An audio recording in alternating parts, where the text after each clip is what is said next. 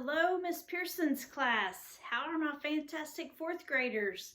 Man, it was a windy day today. I had to read inside. I stayed outside for a little bit today, passing out some packets. It was great to see some of you guys. That made me really happy to get to see you guys. I want to get back to our story. We are going to end the book today. So let's see how this book comes to a close. Last chapter is chapter 25. I'll read a little bit of 24. I'm glad I've got you too, I told him, and I meant it. I took hold of his hand and we started walking back into town, calling and whistling for Winn-Dixie the whole way. And if you remember what we read yesterday, Opal and her dad were looking for Winn-Dixie because remember we are at the party at Gloria Dump's house and a thunderstorm comes. So we know that Winn-Dixie is very scared of thunderstorms. So as of right now, we don't know where he is. So let's read chapter 25 and let's hope that they find him. Chapter 25. We heard the music before we even got to Gloria Dump's house. We heard it almost a block away. It was guitar playing and singing and clapping. I wonder what's going on, my father said. We walked up Gloria's sidewalk and around back, through her yard and into her kitchen.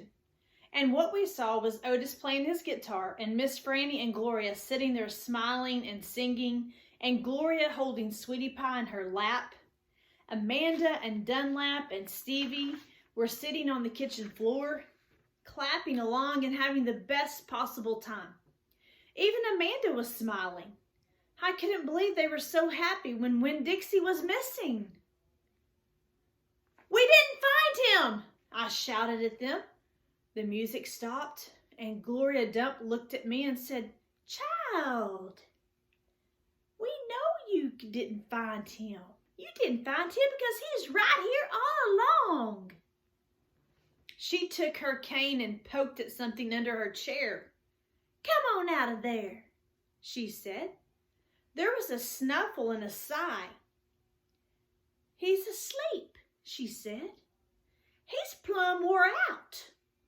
She poked around with her cane again. And Winn-Dixie stood up from underneath her chair and yawned.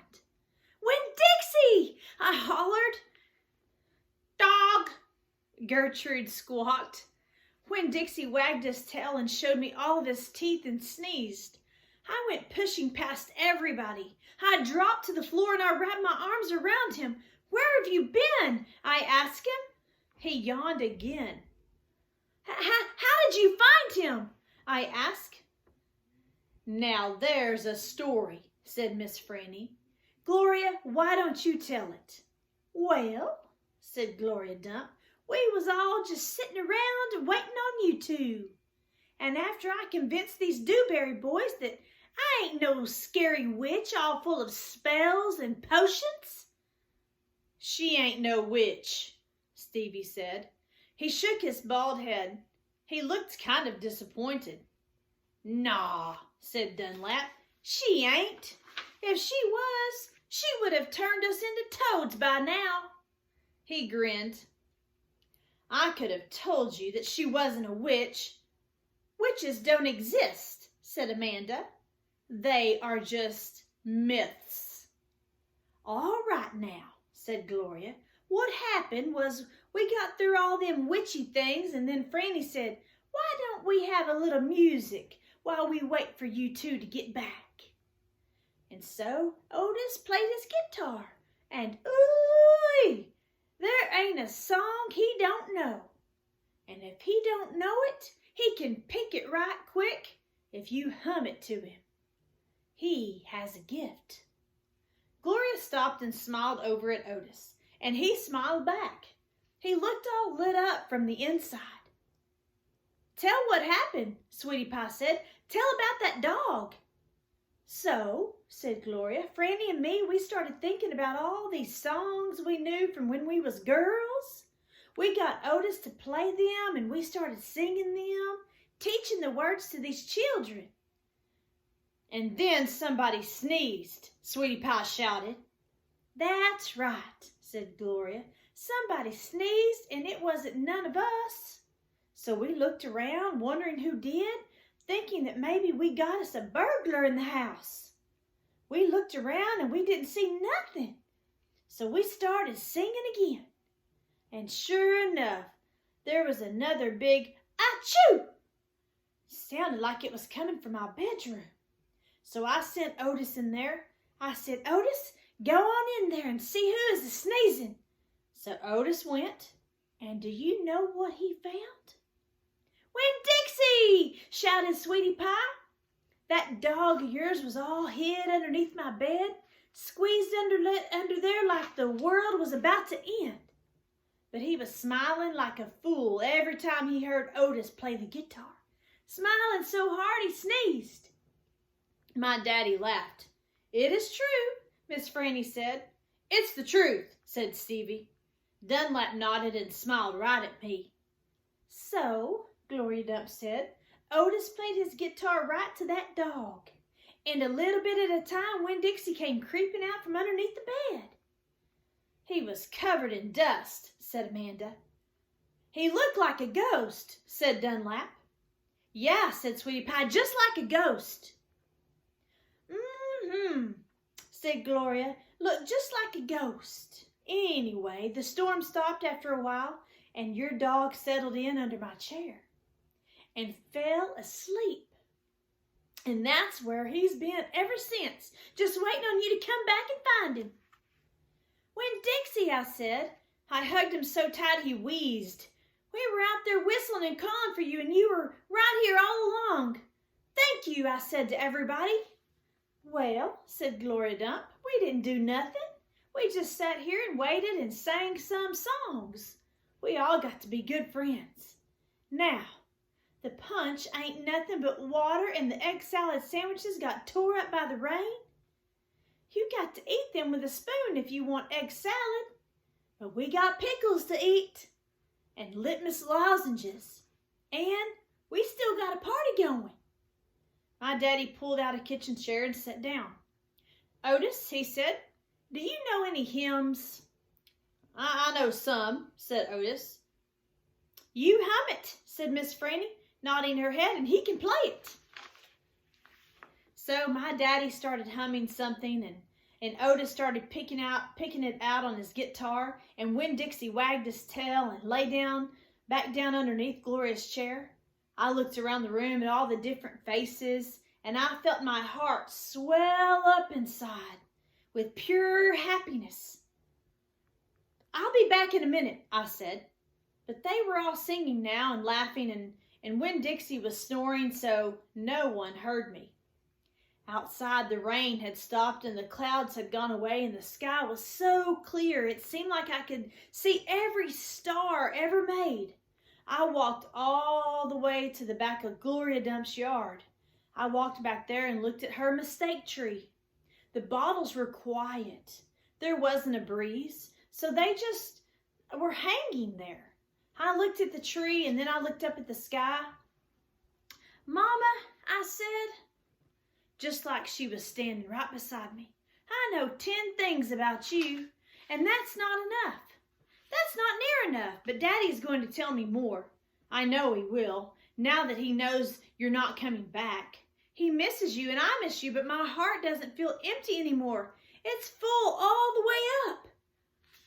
I'll still think about you, though, I promise, but probably not as much as I did this summer. That's what I said that night underneath Gloria Dump's mistake tree. And after I was done saying it, I just stood just staring up at the sky, looking at the constellations and the planets. And then I remembered my own tree, the one Gloria had helped me plant. I hadn't looked at it for a long time. I went crawling around on my hands and knees searching for it, and when I found it, I was surprised at how much it had grown. It was still small. It still looked more like a plant than a tree, but the leaves and the branches felt real strong and good and right. And I was down there on my knees when I heard a voice say, "Are you praying?" And I looked up and it was Dunlap. "No," I said, "I'm not praying, I'm thinking." He crossed his arms and looked down at me. "Well, what about?" he asked. "Oh, all kinds of different things," I said. "I'm sorry that I called you and Stevie bald-headed babies."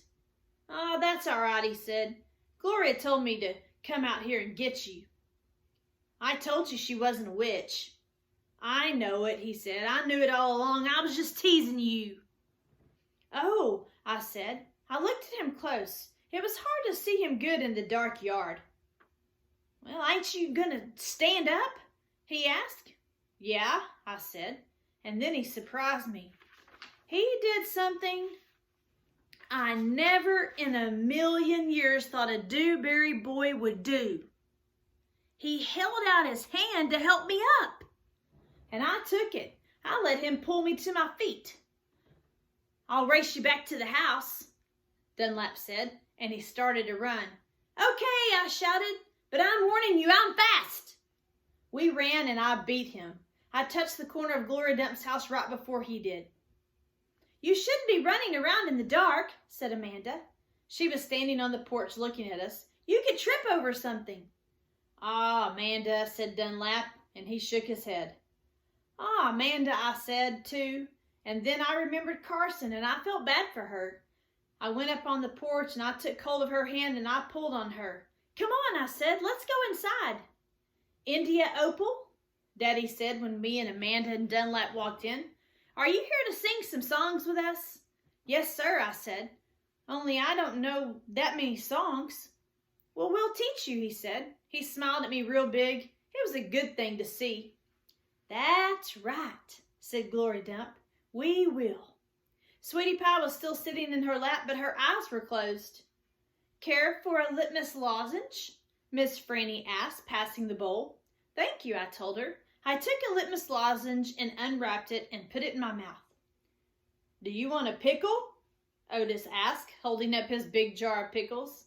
"No, thank you," I said. "Not right now." Winn-Dixie came out from underneath Gloria Dump's chair. He sat down next to me and leaned into me, and the same as I was leaning into my daddy. And Amanda stood right there beside me. And when I looked over at her, she didn't look pinch-faced at all. Dunlap cracked his knuckles and said, "Well, are we going to sing or what?" "Yeah," Stevie echoed. "Are we going to sing or what?" "Let's sing," said Sweetie Pie, opening her eyes and sitting up straight. "Let's sing for the dog." Otis laughed and strummed his guitar, and the flavor of the litmus lozenge opened in my mouth like a flower blooming, all sweet and sad. And then Otis and Gloria and Stevie and Miss Franny and Dunlap and Amanda and Sweetie Pie and my daddy all started to sing a song. And I listened careful so I could learn it right. All right, guys, that finishes up our story because of Winn-Dixie. I hope that you enjoyed this book as much as I did. And I hope that when we return to school in May, I'm going to keep my fingers crossed that we get to watch the movie that goes with the book. That way we can compare and contrast. We can look at how the book and the movie are alike and how it's different. So anyway, I hope you guys have had a great day. And I hope that you have a good Friday tomorrow. Today, let's see. Yes, tomorrow will be Friday. Today's Friday, so I hope you have a great weekend too. Talk to you later, guys. Bye.